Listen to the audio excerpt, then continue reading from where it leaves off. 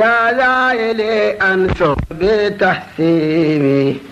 يوم خروجي سيقنا القديم. mbokk jullit yi mbokk talibé yi ci ndigalu Serigne Touba Serigne Mountakha Bassirou Mbacké xalif général des Mourides yal na fi yàgg lool te ànd ak wér ci kilifteefu Serigne Abo Mbacké Falilou xalifa Serigne Falilou Mbacké Khadimou Rassoul Serigne Cheikh Diorel Mbacké xalifa Serigne Cheikh Thioro Mbacké ak mboolem njabootu Serigne Cheikh Thioro Mbacké ñoo am mbégte di fàttali di yëgle ak di woote màggaluk Mbacké Bari Jolof di bésu fàttaliku demuk Serigne Touba ci yoonu géej gi ren ñu koy amal fukki fan ci weeru août 2023 muy 23e édition bi ñuy ñaan kuréelu xasida yi daara alxuraan yi daayira yi jumaa yi jàkka yi ak mboolem jullit yi fu ñu munti nekk lu nu mën ci jàng alxuraan ak xasida ñu def ko addiya Serigne Touba programme bi bu ñu xëyee jàngum alxuraan xasida ak i bernde ba tàkkusaan ñu amal waxtaanu diine wu am solo ci Serigne bi waxtaankat ya Serigne Gana Messere ak yeneen i borom xam-xam danañ fa amal itam ab exposition Serigne Cheikh Diorel Mbacké ak mboolem njabootu Serigne Cheikh Thioro Mbacké di ko yëgal njabootu Serigne Touba gépp Mbacké Mbusoobe waa afe mboolem ñi ñu bokkal mam maram cheikh yi rawatina ñi ku tedd ki tarbiya seen mam ca Mbacké Bari Jolof jabootuk mam Balla Aysa ak mboolem jabootuk mam Mor Anta Sali di beral woote jabootuk Serigne Cheikh Absa Mbacké xalifa ba di Serigne Bassirou Mbacké moom Serigne Cheikh Gaawaan ñu ciy woo Chérif Dim Aydara ak waa Ndongadu Chérif Tislim Aydara Daara Jolof Serigne Cheikh Fati Ñang ak waa kër mam Góor Sani Ñang Serigne Cheikh Tidiane Si xalifa Mérina Si jabootu Alaaji Dawda Jambalexe waa Sine Abdou Serigne Cheikh Ndiaye xalifa Serigne Ousmane Ndiaye Alaaji Seybani Ñang xol-xol Alaaji Abdou Ndiaye Kajji Serigne Dam Ndiaye ak kuréelu Mbacké Bari mbooloo mi liggéeyal Serigne Falilou ci Ndakaaru ci njiital Alaaji Mot Thian Alaaji Maxtar Thian ak waa Daaru Salaam Melax waa Isbu Tarxiya ci njiital Serigne Youssou Diop Serigne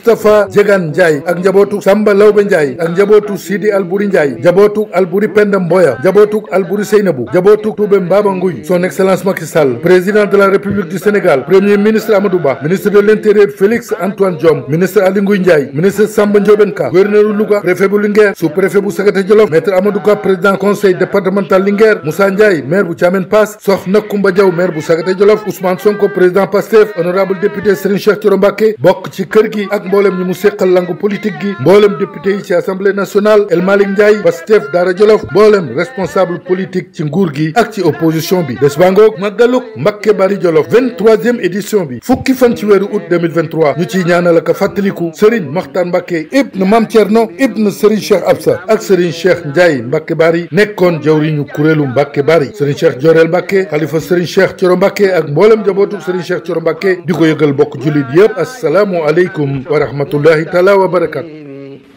يوم خروجي سيقنا القديم.